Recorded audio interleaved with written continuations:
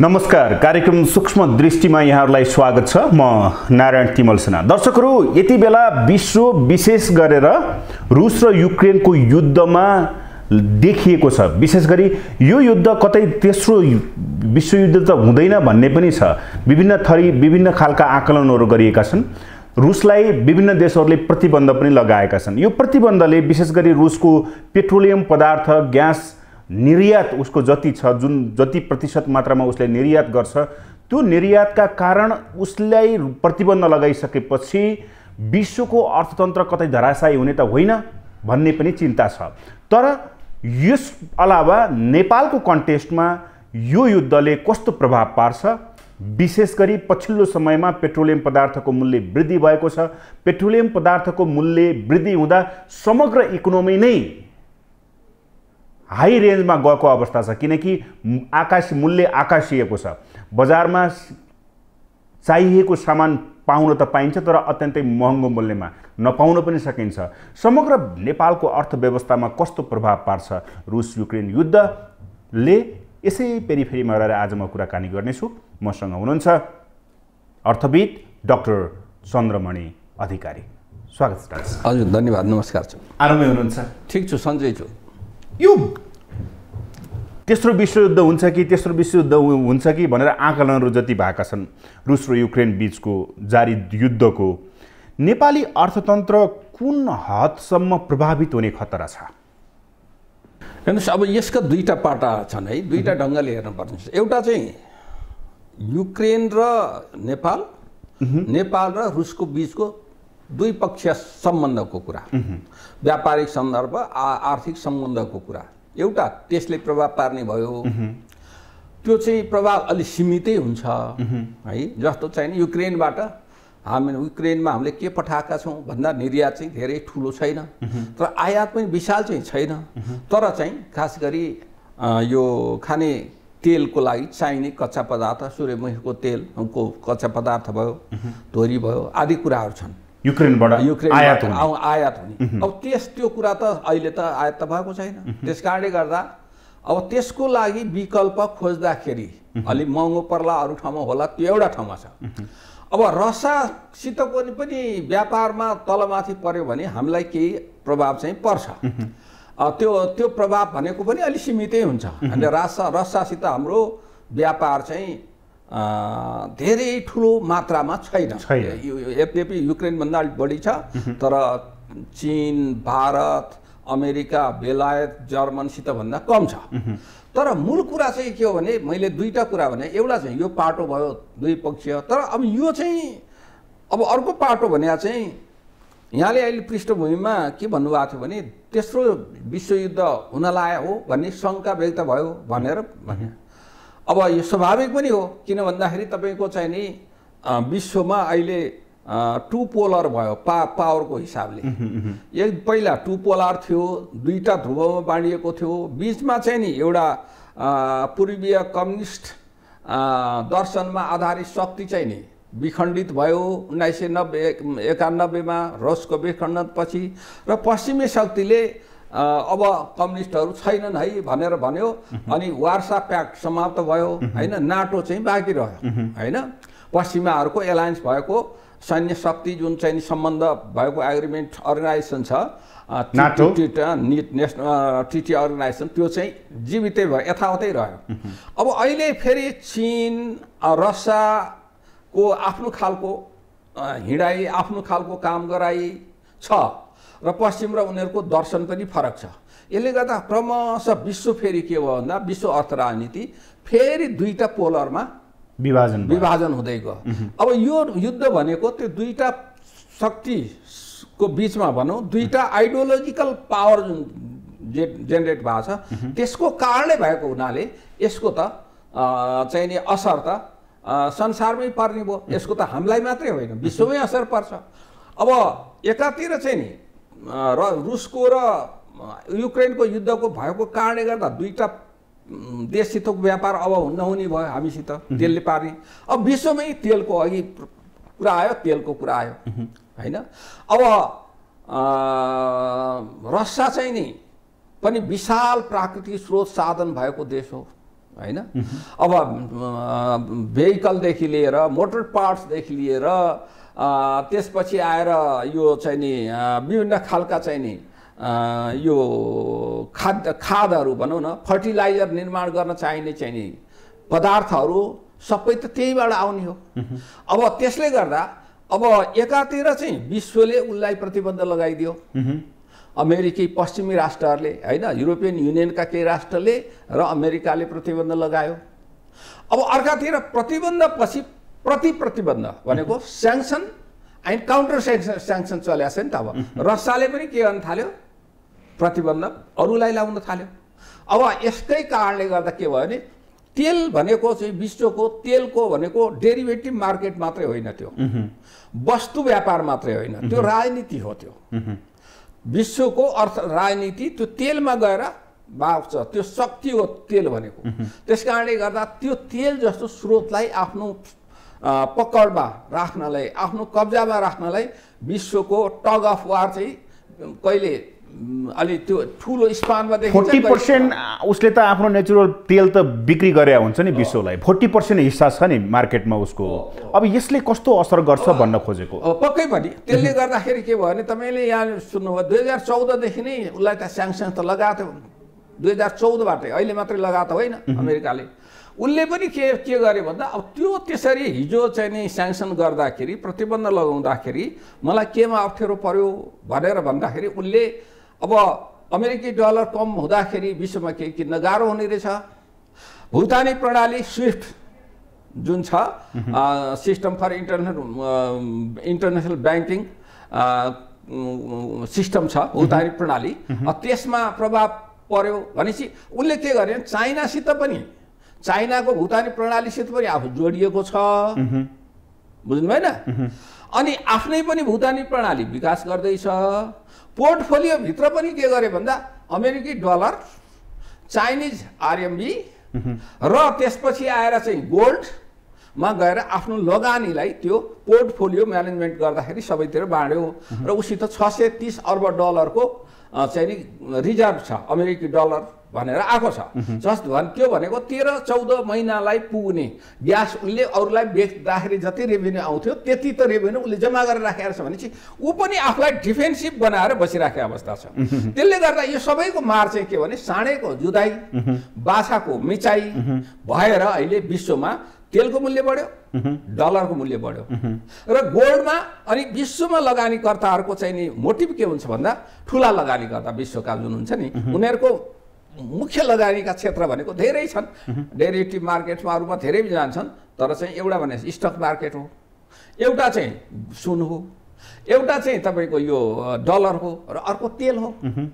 अब तेल चाहिँ 2014मा पछि चाहिँ यो 2020मा 14मा माथि गएको थियो, 2008मा तल गयो, उसमा फेरि अहिले आएर 2000 यो महामारीमा चाहिँ 24-25 डलरमा पनि पुगेको थियो हैन प्रति ब्यारेल। अहिले 140 डलर प्रति ब्यारेल पुग्न गयो। अब यसले गर्दा अप एन्ड डाउन धेरै भयो, अनप्रेडिक्टेबल भयो भनेर तेलमा नि धेरै पैसा मान्छेले हाल्न खोज्दैन। कहाँ लगाएर हाल्छ भन्दा डलर थुप्र्याउने र सुनमा पैसा हाल्ने। अब विश्व अर्थतन्त्र अनिश्चित हुनासाथ चाहिँ सेयर मार्केट पनि अनिश्चित हुन्छ, अनप्रेडिक्टेबल हुन्छ। त्यस कारणले त्यहाँ पनि त्यति पैसा भनेपछि त्यसको असर भनेको हामी कहाँ अब त्यसको डलर मूल्य बढ्न साथ तेल र डलरको मूल्य बढ्नु भनेको त तपाईँको हाम्रो अर्थतन्त्रलाई, हाम्रो मात्रै भारतकै अर्थतन्त्र अहिले हेर्नुहोस्, भारत पनि चाहिँ नि एकदम धर्मराएको अवस्थामा छ।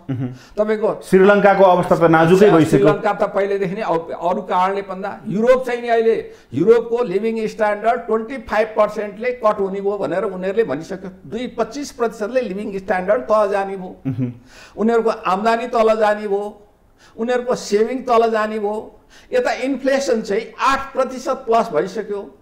त्यो भने त 40 वर्षभन्दा अगाडिको र 1935-36 तिर अमेरिकामा, जुन बेला अमेरिकामा चाहिँ नि दोस्रो विश्वयुद्ध हुनुभन्दा अगाडि 1930मा जुन पश्चिममा मन्दी आयो, त्यो मन्दी पछि चाहिँ नि अमेरिकाको अर्थतन्त्र जुन अप्ठ्यारो परिस्थिति भयो, त्यो सङ्केतहरू देखिराखेको छ विश्वमा हैन।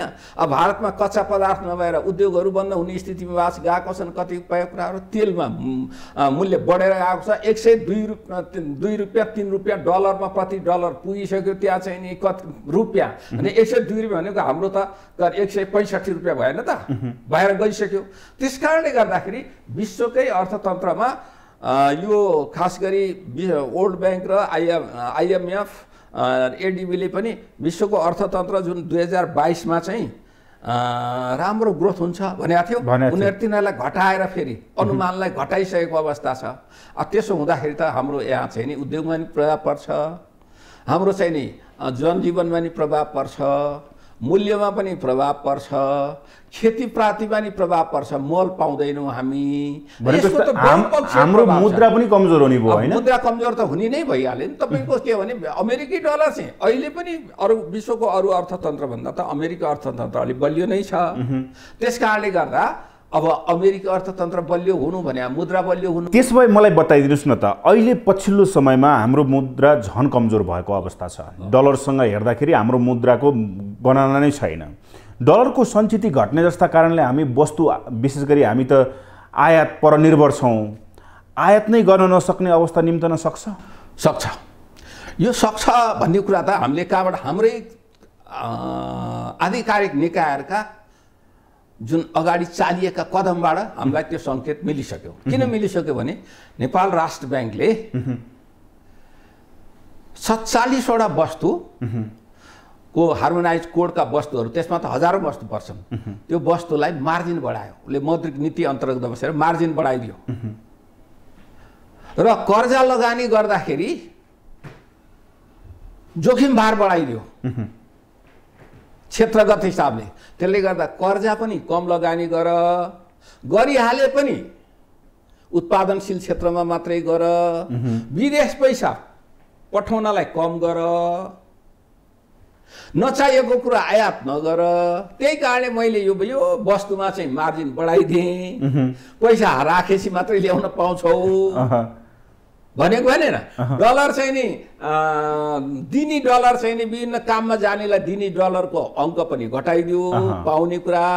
र मान्छेले पैसा झिक्दाखेरि नगदमा झिक्ने कुरा चाहिँ 10 लाखबाट चाहिँ नि 7 लाखमा 7.5 लाखमा घटाइदियो भने पछि र सरकारकै मान्छेहरूले के भन्न थाले भने अब बिजुली खपतपट्टि लागौँ, अरू खपतपट्टि लागौँ भनेर भन्न थाले। के भयो भने यसबाट के बनिन्छ भने हामी वैदेशिक मुद्राको सञ्चितिको दृष्टिकोणबाट हामी ग्रे एरियाबाट नै तल ओह्रालो लाएर रेड जोनमा करिब पुगिसक्यौँ अहिलेको अवस्थामा।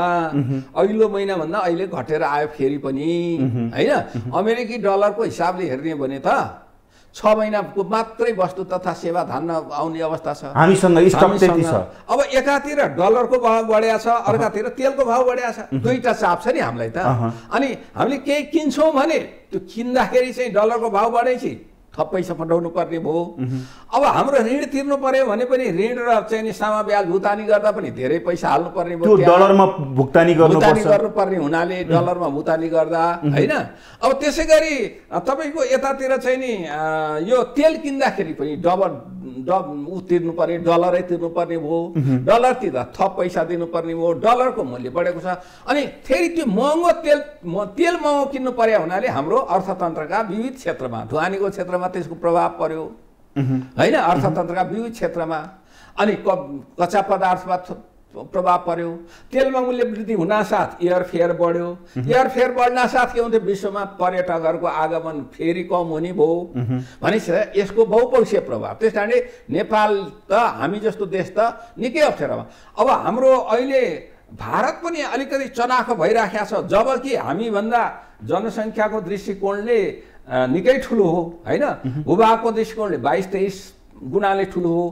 तर हाम्रो भन्दा त अहिले चाहिँ नि 64 गुणाले बढी वैदेशिक मुद्रा उसित सञ्चिति छ अझै, बुझ्नु भएन। तैपनि ऊ किनेर आयो त भन्दा ऊ पनि धेरै कुरा बाहिरबाट किनेर ल्याइराखेको छ। ऊ पनि आयातमै निर्भर छ। तेल बाहिरबाट ल्याएको छ, कच्चा पदार्थ त्यही ल्याएको छ, इलेक्ट्रोनिक सामान धेरै बाहिरबाट ल्याएको छ हैन। अब यसले गर्दा विश्वमा जब यो महामारी भएपछि, महामारी पछि विश्वमा के भयो भन्दा श्रमको र श्रम उत्पादनको बीचको सम्बन्ध टुट्यो, उत्पादन भएन। अनि अलि महामारी कम भएपछि अमेरिका जस्ता ठुला देशले, जो धनी राष्ट्र थिए, उनीहरूले आफ्ना जनतालाई विभिन्न खालका स्टिमुलस प्याकेज मार्फत पैसा दिए, हातमा राखे। एउटा परिवारलाई $11,500 दियो अमेरिकाले। भएपछि उनीहरू चाहिँ बजारमा सामान किन्न गए। सामान किन्न जाँदा सामानै पाएन, किन भन्दा जहाजहरू नै चलेका छैन, उत्पादन भएर आएकै छैन। क्यालिफोर्नियाको पछि उसमा गएर चाहिँ जहाजहरूको एकदम 4 दिन 5 दिनसम्म क्यू बस्नुपर्ने भयो, त्यसले पनि कष्ट बढाइदियो हैन। अनि अमेरिकी बजारको चाहिँ मूल्य बढेर 6+ भयो, बेलायतमा 6+ भयो। यो भने त विकसित राष्ट्रको लागि त त्यो ठुलो मूल्य, उनीहरूलाई त 1-1.5% मूल्य वृद्धि हुनु नै ठुलो हो हैन। अब यहाँनिर त्यो सङ्कटपछि अलिकता उब्रिन लागेको अर्थतन्त्र अहिले रुस र युक्रेनको युद्धपछि नेपालको मार्केटमा पनि देखिन थाल्यो हैन। किनभने पेट्रोलियम पदार्थको मूल्य वृद्धि भएको छ, धेरै वस्तुहरूको मूल्य आकाशिएको अवस्था छ। यो भनेको अब नेपालको लागि आर्थिक मन्दी देखा पर्न थाल्यो हो। आर्थिक मन्दीको सङ्केतहरू त देखिसके नि। तपाईँलाई कतिपयमा आर्थिक मन्दी पनि हाइपरमा जान्छ कि भन्ने जस्तो चाहिँ तपाईँले ग्रोथ र मन्दी कहाँ सुरु हुन्छ भन्दा आन्तरिक हिसाबले नि ग्रोथ र जुन वृद्धि दर र अनि त्यसपछि आएर मुद्रास्फीतिको दर झन्डै डबल हुन थालेपछि ग्रोथ भन्दा त्यो त मन्दीमा जान्छ। र अब बाहिरबाट पैसा हामीले जिडिपी नाप्छौँ अनि त्यसपछि राष्ट्रिय आम्दानी नाप्छौँ। त्यो त अब के अरे यो विप्रेषणबाट आएको पैसा पनि राष्ट्रिय कुल आयमा त आउँथ्यो, जिडिपीमा चाहिँ नआए पनि, तर त्यो पनि घट्यो, मान्छेको हातमा कम पैसा भयो है। अब त्यसले गर्दा के भयो भने मान्छेसित जब पैसा एकातिर मूल्य बढ्छ, मान्छेसित आम्दानी चाहिँ कम भयो छ भनेपछि त के भने उसको क्रय शक्ति त घट्यो नि त, घट्यो हैन। मन्दी आउने भने के त, तपाईँले आजभन्दा एउटा किनेको थियो भोलि 3टा किन्यो 4टा किन्यो भने पो इकोनोमी बुम हुन्छ। तपाईँले किन्नुहुन्छ के भने विश्वमै अब तपाईँले हिजो किनेको थियो 5वटा, अब 4टा घटाउनुहुन्छ, त्यसपछि 3टा मात्रै आउँछ अनि एउटामा आउन थालेपछि तपाईँसित मागको लचकता छ भने त स्वाटै घटाइदिनुहुन्छ। मागमा लचकता छैन, दाल भातमा कतै घटाउने, नुनमा कति घटाउने होला, तर जुन छ तपाईँले अनि छान्न थाल्नुहुन्छ। मान्छेले के गर्छ भने मैले किन्ने सामान मध्ये नभइकन नहुने पनि के रहेछ त, अब नभए पनि चल्ने भनेपछि त्यसबाट पैसा घटाउन थाल्छ भने ती उद्योगहरू धराशायी हुन थाल्छ। उपभोक्ताको क्रय शक्तिमा ह्रास आउँदै गयो, ह्रास आइसक्यो, अहिले आइसक्यो ह्रास। तपाईँले बजारमा हेर्नुभयो भने साना साना व्यवसायहरू, त्यसै पनि महामारीले 12-13% साना घरेलु तथा लघु उद्योग बन्द भएको थियो व्यवसाय, अहिले फेरि बन्द हुने क्रम सुरु भएको छ। मान्छेमा खरिद गर्नेखेरि खास वस्तुको, खास गरी अलिकति रमाइलो गर्ने कस्मेटिक टाइपको अरू खालका वस्तुहरू त धेरै महँगो भइसक्यो, किन छोडिसक्यो नि मान्छेले। त्यस कारण हाइपर इन्फ्लेसन भने चाहिँ फेरि तपाईँको 20% भन्दा बढी भयो भने हाइपर इन्फ्लेसन, कतिपय वस्तुमा त 20% भन्दा बढी मूल्य वृद्धि भइसक्यो। तपाईँको पेट्रोलियम पदार्थमा हिजो साउनको र अहिले नै कति मूल्य धेरै डिफरेन्स छ नि, अझै बढ्दैछ भन्दैछ। 1.5 वर्ष अगाडि 97 रुपियाँ पाइने पेट्रोल अहिले 150 तिर्नु पर्छ भनेपछि कति प्रतिशत बढ्यो त? त्यो त 50% भन्दा बढी बढ्यो हैन। भनेपछि त हामी त हाइपर इन्फ्लेसनतिर जान लाग्यो। मन्दी पनि महामन्दी हुन्छ नि, मन्दी त तपाईँको के हुन्छ भने यो अर्थतन्त्रमा 2टा चक्र हुन्छन् कि, एउटा चाहिँ सर्ट टर्म चक्र, 6 महिना 8 महिनामा आउने जाने गरिराख्छन् हैन।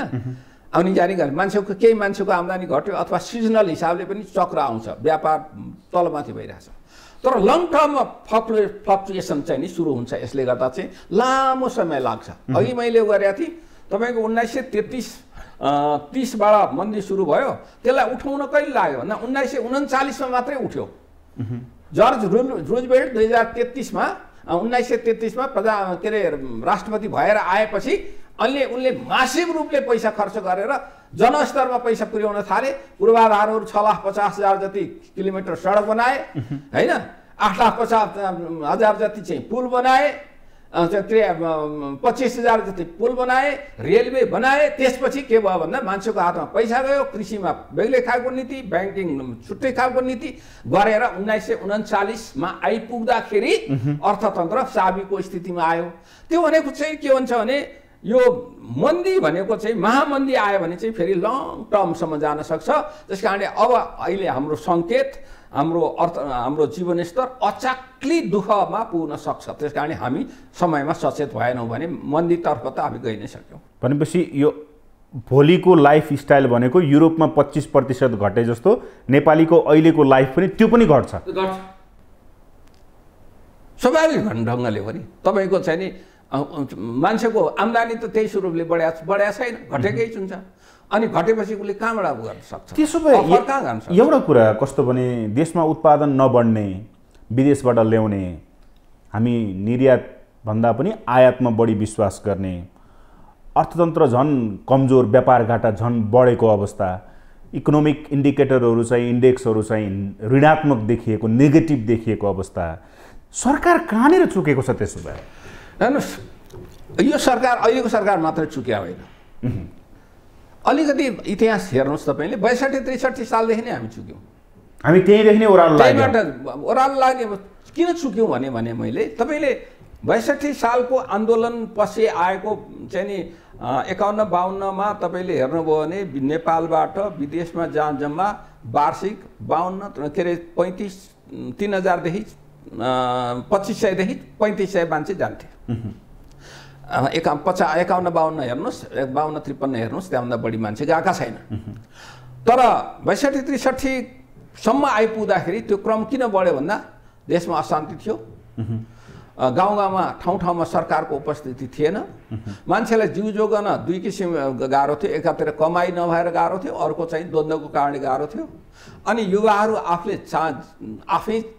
चाहिँ नि आफ्नै मनले अथवा अभिभावकहरूले ज्यान जोगाऊ अहिलेलाई भनेर बाहिर पठाउन थाले। सरकारले पनि त्यति बेला के गर्यो भने बाहिर धेरै युवा पठाइदिउँ, सरकारलाई पनि केही वैदेशिक मुद्रा आउँछ, युवाहरू पनि बाहिर जान्छ जोगिन्छन्, यो चाहिँ नि द्वन्द्वमा पनि कम हुन्छन्, द्वन्द्वको शक्ति पनि कम होला भन्ने हिसाबले 2-3वटा कारणले गर्दा पठायो। र बाहिर पठाउने ढोकाहरू नीतिगत हिसाबले ढोकाहरू खोल्दै गयो। 62-63को आन्दोलन भयो, बिसौनी प्राप्त गर्यो, राजनीतिक बिसौनी होइन त्यो। प्राप्त गरेपछि त त्यो पहिलाको नीतिमा परिवर्तन हुनु पर्थ्यो कि पर्दैन थियो? सङ्घीय नेपाल गणतन्त्र र हामी चाहिँ नि समाजवादी अर्थतन्त्र स्थापना गर्छौँ भन्ने शक्तिहरू, परिवर्तनकारी भनिएका शक्तिहरू आएपछि त परिवर्तन नीतिमा, आर्थिक नीतिमा नि देखिनु पर्थ्यो कि पर्दैन थियो? औद्योगिक नीतिमा देखिनु पर्थ्यो कि पर्दैन थियो? वित्तीय नीतिमा देखिनु पर्थ्यो कि पर्दैन? कहीँ त्यो देखिएन। के भयो भने हामीले 72 सालमा बनायो, एकदम सोलोमोलो के लेख्थ्यौँ भने समाजवाद उन्मुख अर्थव्यवस्थाको माध्यमबाट समाजवादमा पुग्ने, आर्थिक समुन्नति हासिल गर्ने भन्यौँ। तर त्यो आधार के हो त? हिजो हाम्रा लाखौँ मान्छे बाहिर गएका मान्छेलाई भित्र कसरी ल्याउने, अब जान नजान्ने वातावरण कसरी बनाउने भन्ने कुरो देख्यौँ हामीले, देखेनौँ नि। र 65, 66, 67, 68मा त सबभन्दा म्याक्सिमम मान्छे गए नि त, जहाँ नै कम हुनु पर्थ्यो। त्यस कारणले मैले भने त्यहीँबाट हामीले सच्याउनु पर्ने कुराहरू त्यहीँबाट सच्याएनौँ। अब त्यसपछि संविधान बन्यो, संविधान बनेपछि हामी संहितामा गयौँ। संहितामा गइसकेपछि संहितालाई कार्यान्वयन गर्नसितको लागि संहिता भने त नयाँ शासकीय प्रणाली हो। तलदेखि माथिका सबै संरचनालाई हामीले भत्काउन खोज्यौँ र नयाँ रिनोभेट गर्न खोज्यौँ, होइन? भनेपछि त आर्थिक संरचनाहरू र संहितालाई समयमा कार्यान्वयन गर्न हामीसित के चाहिन्थ्यो? संहिता कार्यान्वयन सम्बन्धी बृहत कार्ययोजना चाहिन्थ्यो हामीसित।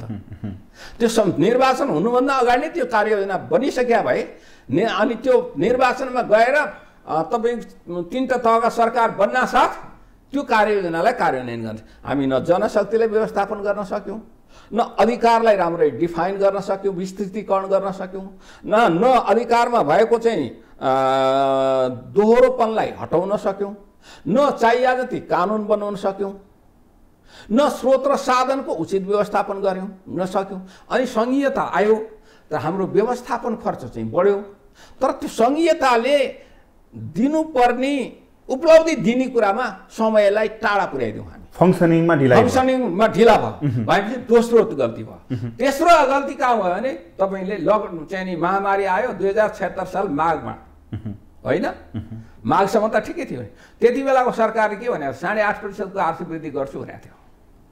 तर अघि मैले भनेका विविध कारणहरूले गर्दा सङ्घीयताको कार्यान्वयन राम्रो नभएको, असल मान्छेहरू असल ठाउँमा चाहिँ पुर्याउन नसकेको, प्रविधिको भित्र्याउन नसकेको, जनशक्तिको राम्रो व्यवस्थापन गर्न नसकेको, प्राथमिकतामा राख्नुपर्ने कुरालाई प्राथमिकतामा राख्नु नपरेको, अध्ययन नगरिकन बनाएका घोषणापत्रहरूलाई को नारामा कुदेको कारणले गर्दा त्यो 8.5% आर्थिक वृद्धिलाई हामी आफैले के भन्न थालिसकेका थियौँ भने कुरो चपाएर सरकारले 6% हुन्छ भन्न थालिसकेका थियो। हामीले त स्पष्ट भनिसकेका थियौँ त्यो सम्भव थिएन। अन्तर्राष्ट्रिय सङ्घ संस्थाले पनि 6% भन्दा माथि जाँदैन भनिसकेका थिए 76 साल माघमा, जब कि यो द्वन्द्व के अरे हाम्रो यो के भन्छ यो एपिडेमिक जुन छ महामारी त त्यति बेला त पेन्डामिक भनौँ है, पेन्डामिक त आइसकेका थिएन।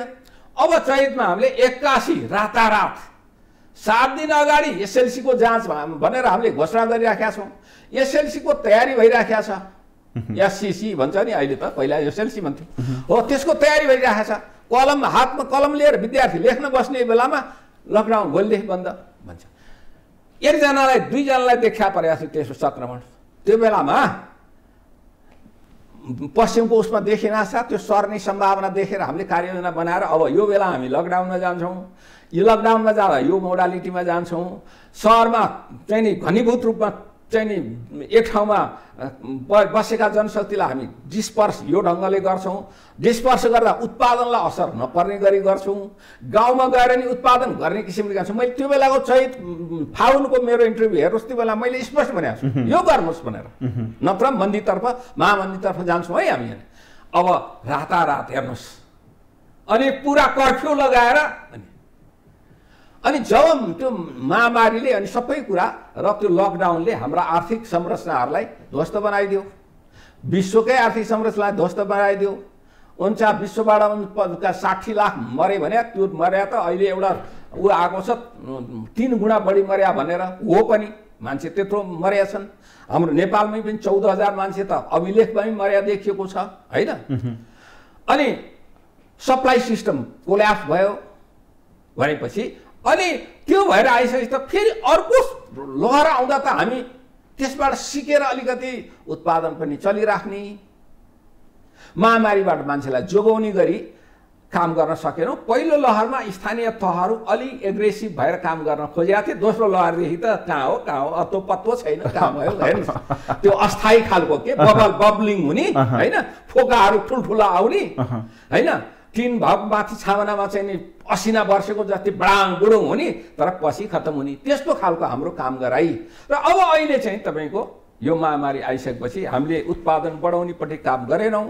अनि अहिलेको जुन चाहिँ नि युद्ध भयो, युद्ध भइसकेपछि विश्वमै त्यसको प्रभाव पर्यो। हामी चाहिँ हात बाँधेर बस्ने अनि सामान्य अर्थ त्यो जिम्मा कसलाई दिउँ भन्दा हेर्नुहोस्, अहिलेको सङ्कटलाई समाधान गर्नलाई मौद्रिक नीतिबाट मात्रै समाधान हुँदैन। मौद्रिक नीति भनेको त काउन्टर पार्ट मात्रै हो।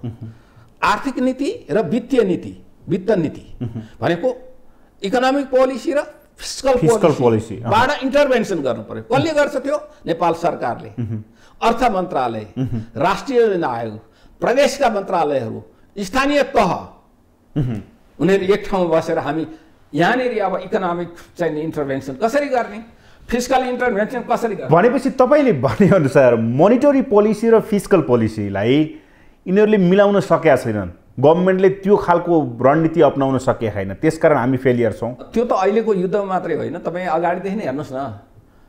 अहिलेको अर्थ यो सरकारको समीकरण परिवर्तन भयो, नयाँ मन्त्रीमण्डल आयो, पहिलाको बजेटमा पुनरावलोकन गर्छौँ भनेर भन्नुभयो उहाँहरूले। काम सुस्त भयो, सरकारी खर्च बजेटमा राखेका पैसा भने खर्च भएन, खर्चभन्दा बाहिरबाट व्यापक बजेट माग हुन्छ भन्ने कुरा त पहिला पनि थियो नि त, हाम्रो थिएन रोग थियो। प्रतिस्थापन विधेयक ल्याउने कुरा आयो, अनि व्हाइट पेपर ल्याउने कुरा भयो। मैले भने व्हाइट पेपर ल्याउनु पर्छ कि पर्दैन भन्ने हो। पहिला तपाईँको हेर्नु, व्हाइट पेपरले तपाईँको त्यो मेजर टर्निङ पोइन्टमा काम गर्न सक्छ। त्यस्ता नीतिहरू चाहिँ पोलिसी इन्टरभेन्सन गर्न सक्नुहुन्छ भने ल्याउनुहोस् व्हाइट पेपर। व्हाइट पेपरले त मुद्दा देखाउँछ नि त, ऐना देखाउनु पर्यो नि त व्हाइट पेपर लिएर। त्यो ऐनाबाट मुद्दा देखाउनु पर्यो त्यहाँ। हो त्यो मुद्दालाई सम्बोधन गर्न सक्ने छ भने ल्याउनु, होइन भने श्वेत पत्रको त अर्थ हुँदैन भने मैले उहाँलाई अर्थमन्त्रीलाई अगाडि नै भनेको छु मैले। अब त्यसपछि चाहिँ नि नामजेर चुकै राखेर नि भने उहाँ श्वेत पत्र ल्याउनु भयो, तर श्वेत पत्रमा केही मुद्दाहरू त्यहाँनिर समेटिएको थियो, तर त्यो प्रतिस्थापन विधेयक ल्याउँदाखेरि त टालटुले मात्रै आयो, पुरानै कुरालाई गएर आयो, खासै त्यसमा चाहिँ परिवर्तन त आएन होइन। नआएपछि त अनि तपाईँको चाहिँ नि अनि सरकारले यता प्रतिस्थापन विधेयकबाट बजेट परिवर्तन गर्छु भन्दैछ, अनि राष्ट्र ब्याङ्कले मौद्रिक नीति चाहिँ त्यो ल्याउँदैछ। मौद्रिक नीति र त्यो त मौद्रिक नीति भनेको त वित्त नीतिको आर्थिक नीतिको पूरक हो नि त। आर्थिक नीतिले तपाईँको वृद्धि दर यो हुन्छ, इन्फ्लेसनलाई यहाँभित्र राख्छु, एक्सपोर्टलाई यहाँ नै पुर्याउँछु, व्यापार घाटालाई यो सीमासम्म राख्छु, फिस्कल डेफिसिट यहाँ राख्छु भनेपछि होइन त्यो कुरालाई मौद्रिक नीतिले सम्बोधन गरी त्यसको फरमा काम गर् समर्थनमा काम गरिदिने हो। राष्ट्र ब्याङ्कको मोनिटरी पोलिसी एउटा मौद्रिक नीति प्लस अघि तपाईँले भने जस्तो राज्यले सरकारको तर्फबाट माइक्रो इकोनोमिक पोलिसी र म्याक्रो इकोनोमिक पोलिसीमा चाहिँ तारतम्य मिलाउन नसक्नुको परिणाम अहिले राज्यले भोगिरहेछ हो। पक्कै पनि अब हेर्नुहोस् न, अब म्याक्रो पोलिसीले के भन्छ भन्दा म्याक्रो पोलिसीले तपाईँको ग्रोथ कसरी लैजाने होइन, अब तपाईँको इन्फ्लेसनलाई कहाँनिर राख्ने होइन, लगानीलाई कुन स्तरमा लैजाने, इम्प्लोइमेन्ट कसरी वृद्धि गराउने, एक्सपोर्ट इम्पोर्टको चिजको ब्यालेन्सलाई कसरी, ब्यालेन्स पेमेन्टलाई कसरी कहाँनिर राख्ने भन्ने कुरा आदि चाहिँ म्याक्रो इकोनोमिक्सले गर्छ। त्यसलाई मौद्रिक नीतिले त त्यसलाई चाहिँ के अरे सपोर्ट गरिदिने, आफ्नो मौद्रिक नीतिको भित्र बसेर त्यहाँ हुन सक्ने कुरालाई त्यो काम गरिदिने हो। तर अब तपाईँको चाहिँ हामी दस्तावेजहरूमा चाहिँ के लेख्छौँ भने व्यापार विविधीकरण गर्छौँ भन्छौँ, एक्सपोर्ट बढाउँछौँ भन्छौँ होइन। हामीले आजभन्दा 12 वर्ष अगाडि 1 खर्ब पुर्याउँछौँ एक्सपोर्ट भनेको, बल्ल 12 वर्ष पछाडि 1 खर्ब, त्यो नि यत्रो इन्फ्लेसनका बाद त्यो पनि के हो भने अहिलेको एक्सपोर्ट कति हो थाहा छ? नेट एक्सपोर्ट हाम्रो साँच्चै भन्ने हो भने 60 अर्बभन्दा बढी होइन। अहिले तपाईँले 131 अरबको चाहिँ नि एक्सपोर्ट भनेको छौँ नि, तपाईँले सोयाबिन ऑयल र पाम ऑयलको एक्सपोर्टलाई घटाइदिनुहोस्, जसको लागि इम्पोर्ट गर्नको लागि 60 अर्बको चाहिँ आयात भएको छ, इम्पोर्ट 60-61 अर्बको, एक्सपोर्ट 60 भनेपछि त्यसमा भ्यालु एड नै छैन। थोरै युनिटमा माइक्रो लेभलमा गएर काम गर्दा केही उद्योगीले त्यो इन्टरमिडिएट फाइदा पाउनु भएको छ, तर नेसनल लेभलमा त्यसको ठुलो फाइदा छैन। तर सरकारलाई के भने ओहो एक्सपोर्ट त 112% बढ्यो भन्न पाछ, तर चाहिँ त्यसको त नतिजा चाहिँ के भएको छ भन्दा हाम्रो आन्तरिक मूल्य वृद्धि हुने खालका कच्चा पदार्थ, श्रम, वस्तुबाट बनेका वस्तुहरू त निर्यात गरेका छौँ। अहिले निर्यात केमा घट्या छ? चिया निर्यात घट्यो, अलैँची निर्यात घट्यो,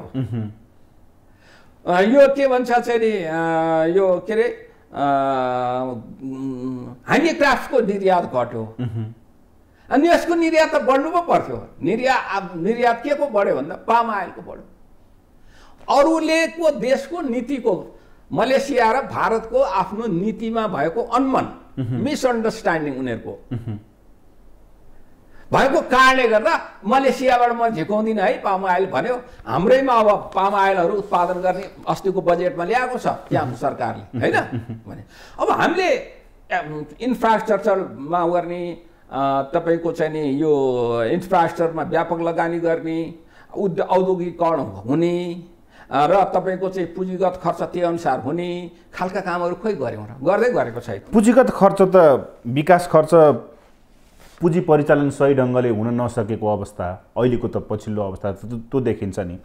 तर जुन तपाईँले भन्नुभयो नि इकोनोमिक इन्डेक्स, अब यसलाई पोजिटिभ गराउने तपाईँले, अब यसको त स्थिति देखिएको छैन, लङ टर्ममा त यसले धेरै हानि पुर्याउँछ।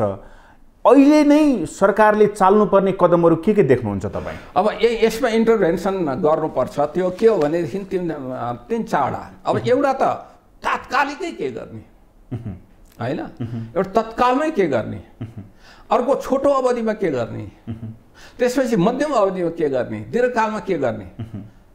अब हिजो हामीले योजना दस्तावेज त बनाएको छौँ, त्यो दस्तावेजलाई अब हामीले रिभ्यू गर्नुपर्छ पर्दैन। 15 योजनालाई रिभ्यू गर्ने कि नगर्ने गर्नु पर्यो होइन।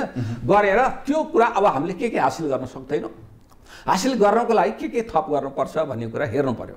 र तत्कालै चाहिँ के हुनु पर्यो, जस्तो चाहिँ नि वैदेशिक मुद्राको सञ्चित घटेर शून्यमा पुग्यो भने हामी औषधि पनि किन्न नसक्ने, ऋणको साम्याज पनि तिर्न नसक्ने, अत्यावश्यक वस्तु पनि किन्न नसक्ने, परियोजनाहरूलाई चाहिने निर्माण सामग्री र मेसिनरी पनि किन्न नसक्ने र कच्चा पदार्थ पनि ल्याउन नसक्ने अवस्थामा पुग्छौँ। त्यसकारण त्यसबाट बच्नको लागि के गर्नु पर्यो, वैदेशिक मुद्रा दुईटा एप्रोचबाट हेर्नु पर्यो। एउटा एप्रोच भनेको चाहिँ वैदेशिक मुद्रा आउने क्रम कसरी बढाउन सकिन्छ। जस्तो अहिले अस्ति भर्खरै पनि के आयो भन्दा 312 अर्ब बराबर 3 खर्ब चान्चुन बराबरको चाहिँ वैदेशिक लगानीका परियोजनाहरू स्वीकृत गर्यो लगानी बोर्डले र यो चाहिँ नि भनेर आयो है। हाम्रो त्यो स्वीकृत भएको रकम एकैचोटि आउने त होइन, तर हरेक वर्ष स्वीकृत त भएको छ नि। भनेपछि त्यो वर्ष 5 वर्ष अगाडि स्वीकृत भयो त अहिले त आइसक्नु पर्यो त।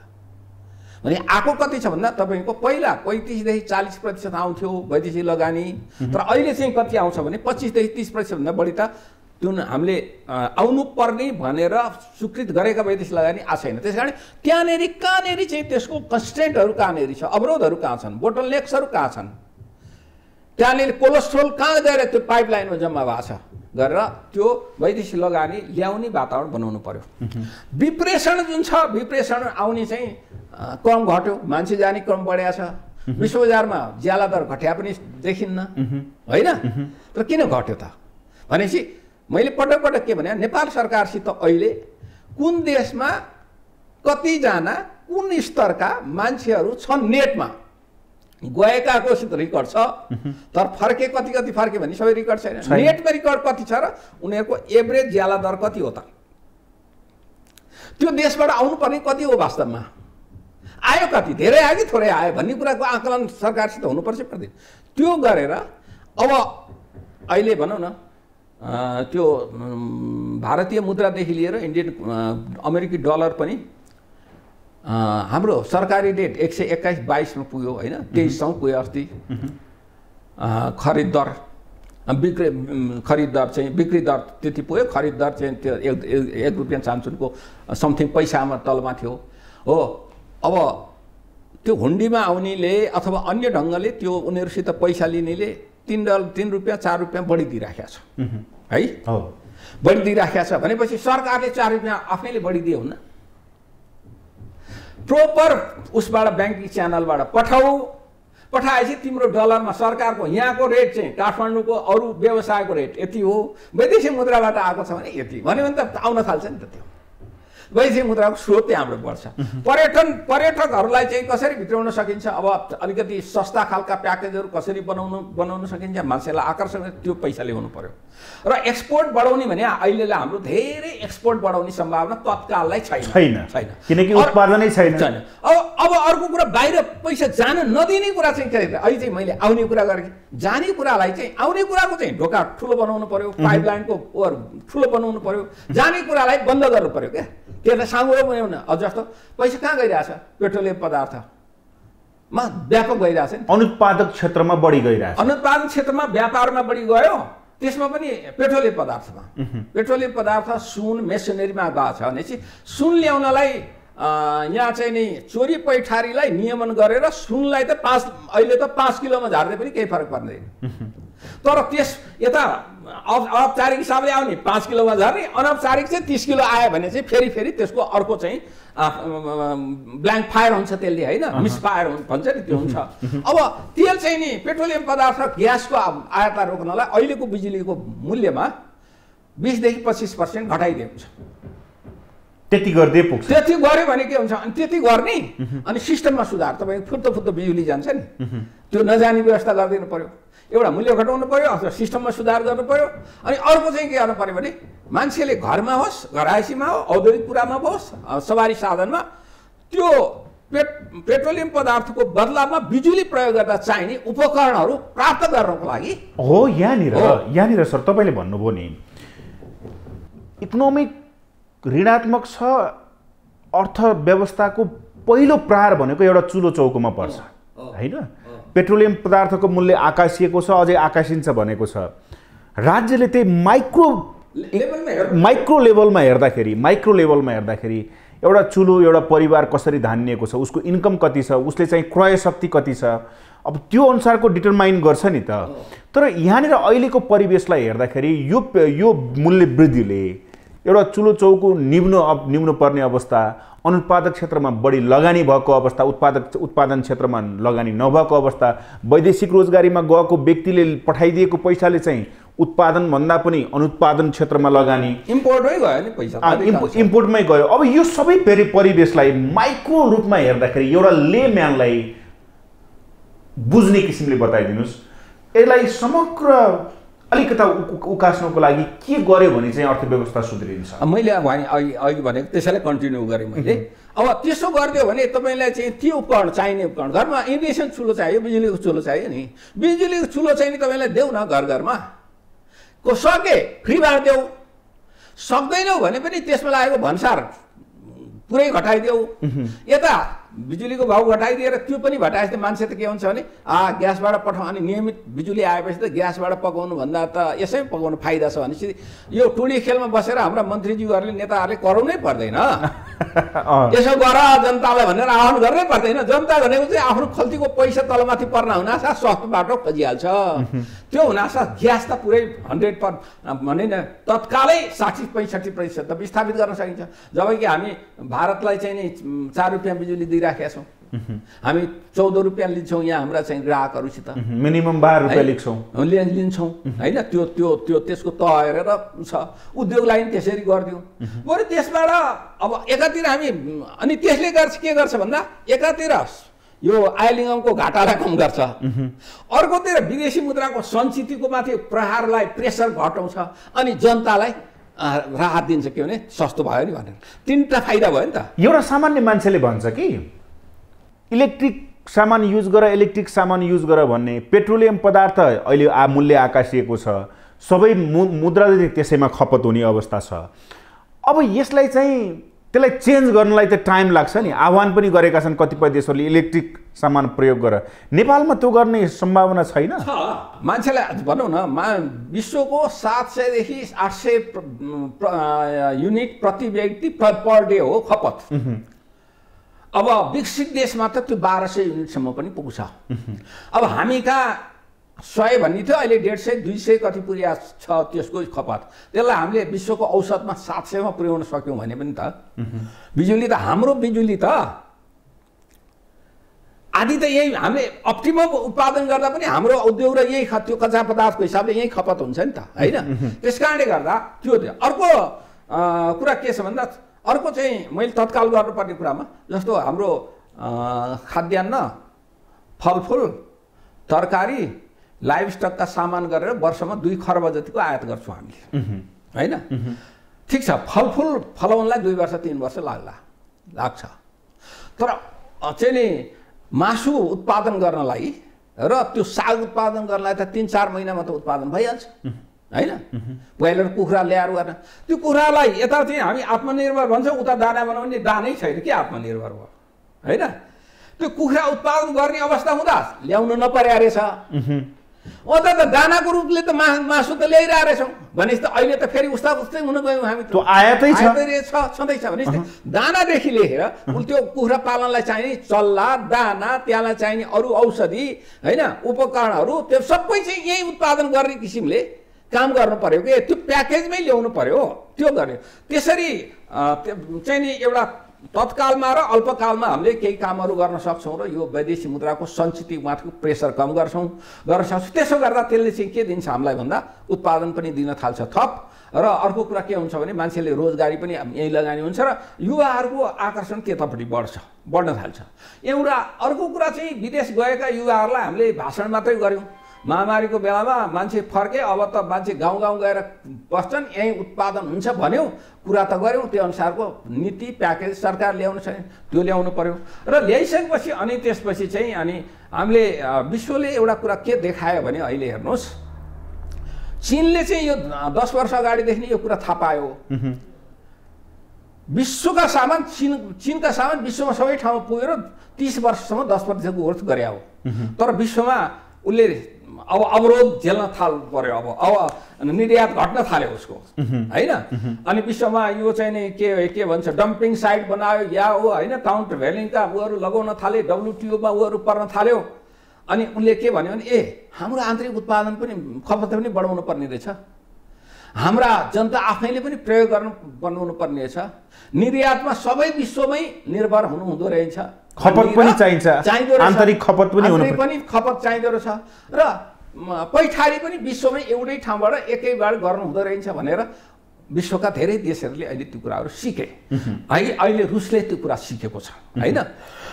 अमेरिकाले पनि त्यो कुरा सिकिसकेको छ। भनेपछि हामीले पनि के गर्नु पर्यो भने हाम्रो हाइड्रो पावर छ, हाइड्रो पावर बेचेर हामी बेसरी धनी हुन्छौँ भने त्यो कच्चा पदार्थ बेचेर हामी कति धनी हुने? ठिक छ, बढी भएको बेचौँ, राम्रै हो, होइन? तर हाइड्रो पावर बेच्ने भने को बाहिर भन्दा भारत हो। बल्ल बल्ल उसले ठाउँ दियो भने बङ्गलादेश जाला। त्यहाँ बन्द भइदियो भने त हामी त्यो अहिले रसियाको चाहिँ नि ग्यास युरोप पठा जस्तो हुन्छ नि त, लिन्नौ भनिदियो उनीहरूले भने के गर्ने? त्यसको प्रभाव त फेरि विश्वमा उसले लिन्न भन्दा नि ऊ चिसोमा बस्नुपर्ने युरोपियनहरू छ, उनीहरूलाई पनि समस्या छ, विश्व मूल्य त बढिया छ। तर त्यस कारणले गर्दा सबै कुरामा विश्वमा अर्कासित निर्भर, अन्तर्निर्भर चाहिँ ठिकै रहेछ, परनिर्भर चाहिँ उपयुक्त रहन्छ भन्ने कुरा चाहिँ विश्वले सिकेको छ।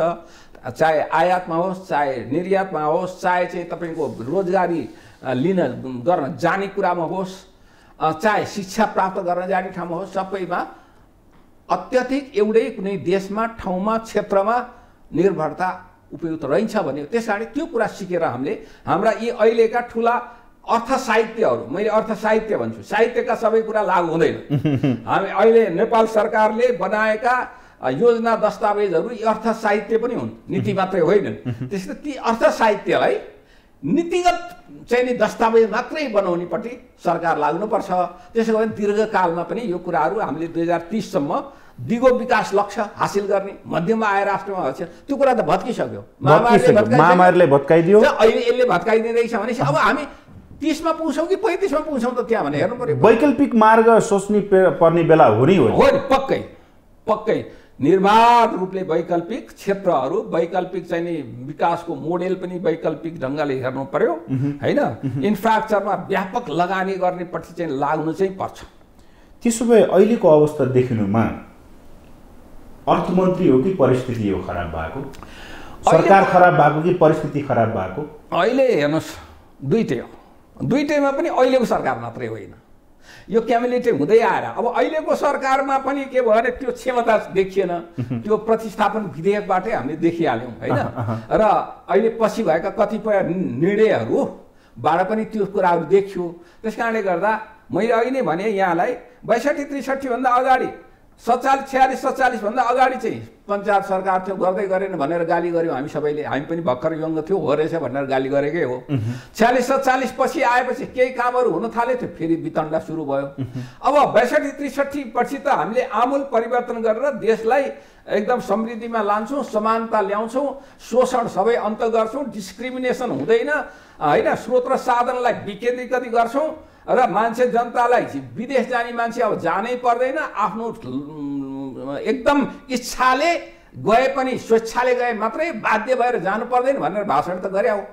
तर ती कुराहरू पनि हासिल हामीले गर्न सकेनौँ भन्दाखेरि त त्यो त्यसपछिका सबै हामी यो दल ऊ दल, यो प्रधानमन्त्री, यो अर्थमन्त्री भन्नुभन्दा पनि धेरै थोरै सबैको गल्तीबाट अहिलेको स्थितिमा आएको।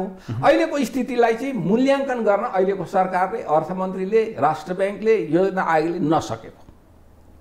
अब एउटा विषय, लिक्विडिटीको विषय, तरलताको विषय।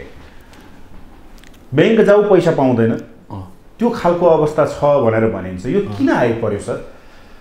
हेर्नुहोस्, अब ब्याङ्क तरलता भने के? ब्याङ्कमा पैसा धेरै होस्, भएन दिने हो उसले, भनेपछि ब्याङ्कमा पैसा कहाँ आउँछ? अघि मैले भनेका 5वटा स्रोतबाट आउने हो। हेर्नुहोस्, एउटा चाहिँ हाम्रै भित्र उत्पादन गरेर, हाम्रो भित्र उत्पादन त छैन, बिक्री गरेर, होइन? सरकारको ढुकुटी। अब त्यो 5वटा कुरा भन्दा अगाडि एउटा सरकारको ढुकुटीमा राजस्व चाहिँ लक्ष्य झन्डै पुग्छ राजस्व चाहिँ उठ्याउठै छ, तर खर्च हुने ठाउँमा तिनटै तहका सरकारको खर्च हुँदैन। 23 खर्ब रुपियाँको बजेट छुट्याउँछौँ हामीले। 23 खर्ब मध्ये 76-77 को हेर्नुभयो भने तपाईँले 23 खर्बको मोटामोटी होइन 23 खर्बको तीनटा तहको सरकारको बजेट, त्यसमा 4 खर्ब जति चाहिँ तपाईँको के भएको छ भन्दा प्रदेशले स्थानीय र केन्द्रले प्रदेश र स्थानीय तहलाई दिने र प्रदेशले स्थानीय दिने अनुदानलाई दोहोरो पर्या हुन्छ। त्यो 4 खर्ब घटाउने हो भने 18 खर्बको बजेट बनाउँछौँ। खर्च कति गर्छ? 12 खर्ब गर्छ। 6 खर्ब त त्यतिकै छ हैन छ। त्यो सबै पैसा हाम्रो कहाँ छ? त्यसको अधिकांश रकम राष्ट्र बैंकमा गएर बसेको छ। त्यो राष्ट्र बैंकको पैसा त वाणिज्य बैंकहरूले अब अन्य बैंकहरूले दिने हो, राष्ट्र बैंक भन्दा बाहेक अरूले दिने हो। उसमा हामी त्यो खर्चै गर्छ, त्यहाँ गएर थुप्रिन्छ। एउटा त्यो चाहिँ आन्तरिक कुरा भयो। अब अर्को कुरा चाहिँ के हो भन्दा बजारमा पैसा कहाँ आउँछ भन्दा एउटा पर्यटनबाट आउने हो, अर्को विप्रेषणबाट आउने भयो, अर्को निर्यातबाट आउने हो, अर्को वैदेशिक सहायताबाट आउने हो, अर्को वैदेशिक लगानीबाट। यही कुरा होइन। विदेशी मुद्रा बेसरी आयो भने त नेपाल राष्ट्रले त्यही विदेशी मुद्रा राख्छ, कानुन अनुसार नेपाली मुद्रा छाप्छ, मान्छेलाई बैंकलाई दिन्छ, पठाउँछ हैन, चल्यो। लिक्विडिटी क्रन्च भएन, त्यसै मुद्रा छाप्न त भएन उसले हैन। अब त्यो चाहिँ नि नभएको हुनाले अब त्यसमध्ये पर्यटन हामी घाटामै छौँ। पहिला पनि पर्यटनमा हल्ला बढी हो, सम्भाव्यता अचाक्लै भएको तर हल्ला बढी, काम कम अनि आम्दानी भन्दा खर्च बढी। निर्यातको हकीकत हामी सबैलाई थाहा छँदैछ, 1 खर्ब पनि नाग्न नसके अवस्था। अब वैदेशिक लगानी 14 खर्ब ल्याउँछौँ भन्यामा हामीसित आउँछ कति भन्दा 2 खर्ब कहाँ आउँछ? तपाईँको चाहिँ नि अर्बमा आउँछ, अर्बमा आउँछ हैन। अहिले 7 महिनामा कति आयो भन्दा 12 अर्ब जम्मा आयो। हामीसित प्रतिबद्धता कति आउँछ? 3 खर्ब 4 खर्बको प्रतिबद्धता आएको हुन्छ हामीसँग। अब वैदेशिक सहायता भनेको चाहिँ केमा आउँछ भन्दा वैदेशिक सहायता आउने त बजेटसित जोडिएर आउँछ। धेरै जस्तो सहायता त बजेटै खर्च गर्न नसके त्यो पैसा आउँदैन। शोध भर्ना लिनै कति पैसा बाँकी छ, अर्बौँमा बाँकी छ भनेपछि त्यो पोखरीमा आउने पाइपहरूमा चाहिँ सबै मेलम्ची बिग्रे, फलाउने बिग्रे भनेर चाहिँ पोखरी हाम्रो सुके जस्तो, हाम्रा खाने पानी ट्याङ्की जस्तै त हो नि। आउने ठाउँमा चाहिँ छैन, जाने चाहिँ धारा हामीले ठुल्ठुलो खोलेर राखेपछि अनि त्यसपछि के भने ब्याङ्कहरूसित पैसा भएन। अरू ब्याङ्कहरूले पनि के गरिदियो भन्दा ट्रेडमा धेरै लगानी गर्यो। मैले पटक नेपाल राष्ट्र ब्याङ्कलाई र अर्थ मन्त्रालयका प्राधिकारसित पटक के भन्यो भने तपाईँहरूको यत्रो लगानी छ, 33% लगानी बढाउँछ ब्याङ्कहरूले, निक्षेप 3% बढाउँछ, लगानी 33% बढाउँछ। 33% लगानी बढाएपछि त ग्रोथ त माथि जानु पर्थ्यो नि, ग्रोथ माथि गएन। किन गएन भन्दा त्यो अनुत्पादन क्षेत्रमा गयो, रिटेल ट्रेडमा गयो, होलसेल ट्रेडमा गयो, आयातमा गएको छ। अनि कुनै चाहिँ अब कृषिमा विद्युतमा पूर्वाधारमा यति % लगानी गर्नुपर्छ भनेर क्यापिङ गरिदिएको पनि छ राष्ट्र ब्याङ्कले। त्यो झन्डै पुग्या पनि देखिन्छ। तर त्यो पनि आर्टिफिसियल हो कि के हो तपाईँहरू अब अध्ययन गर्नुहोस् है।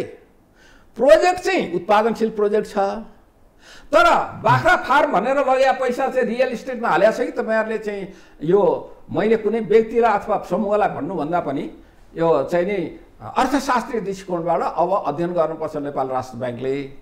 र साँच्चै चाहिँ उत्पादनशील क्षेत्रमा गयो कहाँ गयो कर्जा, त्यो तालमेल मिलेन। कर्जा गए अनुसार त हाम्रो आर्थिक वृद्धि त 8% नाग्नु पर्थ्यो भनेर भने मैले है। त्यस कारणले यी आदि कुराले ब्याङ्कहरू पनि के भन्दा लगानी एग्रेसिभली गर्ने, निक्षेप सङ्कलन छैन। ब्याङ्कहरू पनि के भयो भन्दा चाहिँ नि यो महाबौद्धका व्यापारी जस्ता भयो। ब्याङ्कहरू नाफा मात्रै लिने, नाफा लिने र अहिले धेरै बोनस बाँड्ने, धेरै डिभिडेन्ड दिने संस्थापक सदस्यहरूलाई। तर त्यो ब्याङ्कहरू भोलि तलमाथि पर्यो भने के होला अभिगत? दिगोका कुरा चाहिँ नहेरेर तत्कालिक कुरामा रमाउने चाहिँ प्रवृत्ति ब्याङ्कहरूमा छ।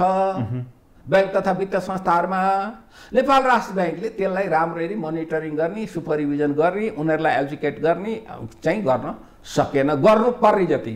यही अवस्था रहिराख्यो भने भोलि तपाईँको ब्याङ्कहरू टाट पल्टिन सक्ने सम्भावना हुन्छ कि हुँदैन? हेर्नुहोस्, अब ब्याङ्क मान्छे अहिले किनकि जहाँ लगानी भएको छ, यदि उत्पादनशील क्षेत्रमा लगानी गरेको भए अहिलेसम्मको इकोनोमिक ग्रोथ हामीले जहाँ सोचेका थियौँ त्यहाँ पुग्न सक्थ्यो। अनुत्पादक तपाईँले अघि भने जस्तो हो, अनुत्पादक क्षेत्रमा आफूलाई इन्कम गर्नको लागि मात्रै गराइएको अथवा जग्गामा लगानी गराइएको, त्यसलाई अलिकता अहिले राज्यले गरेको जुन व्यवहार छ नि त्यो सही छ? त्यसो भए सही छैन। अहिले तपाईँको के छ भने ब्याङ्कहरू अहिलेसम्म त फाइनेन्सियली ब्यालेन्स सिटहरू हेर्दा नराम्रो छैन। भारतमै हेर्दा नि एनपिए भनेको नन परफर्मेन्स एसेट्सको मात्र भारतीय ब्याङ्कहरू पनि हाम्रोभन्दा माथि नै छ होइन। हाम्रो ब्याङ्कहरूलाई छुट्याएर हेर्ने, तर के हुन्छ भने यो त अहिले सधैँ यो टिक्न नसक्नु सक्छ होइन। तपाईँले भोलि चाहिँ मान्छेले पैसा पेब्याक गर्न नसक्ने अवस्थाहरू सिर्जना हुन सक्छ। लगानी जथाभावी जोखिम बढी भएका क्षेत्रहरूमा लगानी गर्दा तपाईँ अहिले म हिजो चाहिँ यो काभ्रे क्षेत्रको घुम्न गएको थिएँ। त्यो खोपासी क्षेत्र भनेको बनेपाको खोपासी क्षेत्र पहिलाको भक्तपुर क्षेत्र जस्तो उत्पादनको लागि अचाक्ली राम्रो, त्यो सबै घरहरू सकिसक्यो। हाम्रो चाहिँ समथर उत्पादनशील ठाउँमा चाहिँ सबै घर र चाहिँ प्लटिङ गरेर माफियाहरू होइन रातारात धनी हुने खालका मान्छेहरूले काम गरिरहेछन्। अनि हामी उत्पादन कहाँ बढ्छ? त्यस कारण त्यो नीतिले अलिअलि ल्याएको नीतिले नि काम गरेन, गराउन सकेन सरकारले। किनभने सरकारमा बस्ने लाग्नेहरू नै त्यो फाइदा, त्यो रियल इस्टेट बिजनेसबाट फाइदा काहीँ न काहीँ प्रत्यक्ष अप्रत्यक्ष रूपले लिइराखेको कारणले पनि होला यो नीतिहरू राम्रो लागू गर्न सके अवस्था छैन। त्यसले गर्दा यसले ब्याङ्कहरूलाई पनि हान्छ, अर्थतन्त्रलाई पनि हान्छ।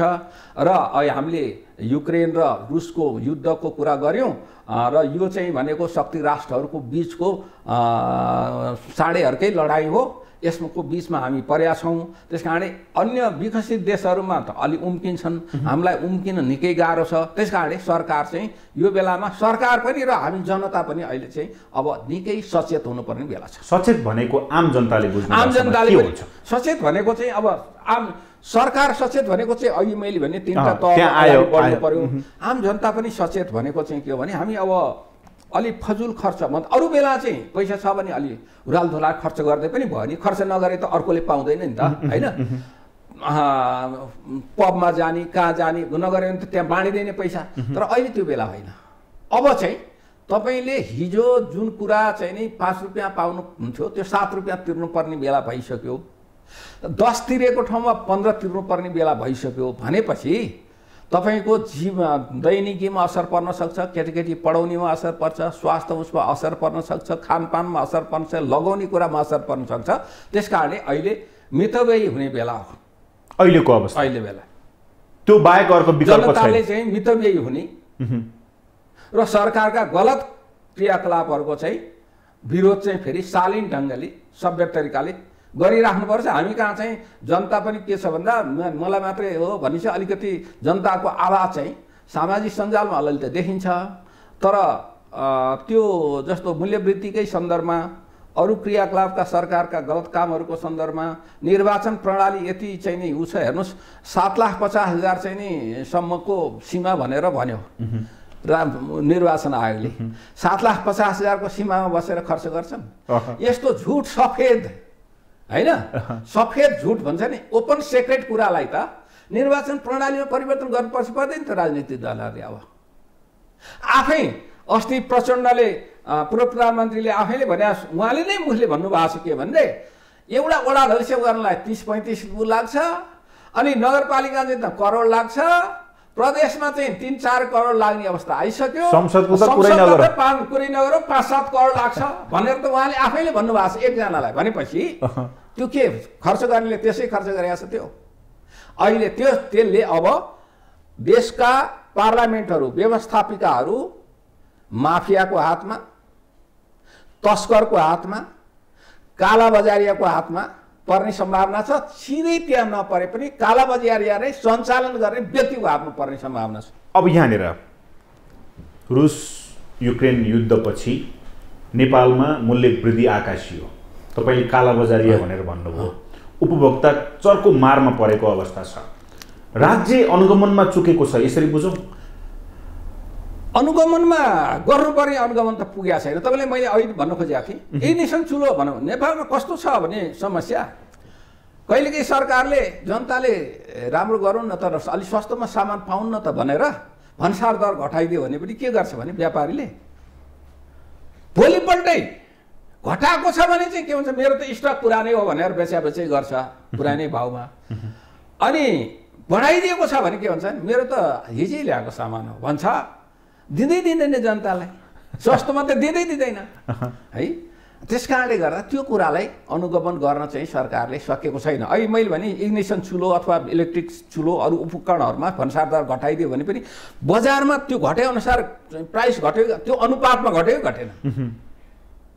त्यो अनुपातमा भन्सारको तिर्नुपर्ने रकमले त्यहाँ कति प्रतिशत योगदान गर्ने, त्यो रकम घट्यो घटेन भनेर सरकारले अनुगमन गर्यो भने हुन्छ। नत्र त फेरि भन्सार घटाइदियो, उही व्यापारीहरू हुन्छ, उपभोक्ताले पाउँदैन। त्यस कारणले गर्दा सरकारले अनुगमन गर्नलाई एउटा विल पावर पनि राख्नु पर्यो। अनुगमन गर्ने संस्थाहरूको बिचमा समन्वय पनि हुनु पर्यो, उनीहरूको क्षमता पनि अभिवृद्धि हुनु पर्यो। अनुगमन गर मात्रै भनेर त भएन नि होइन।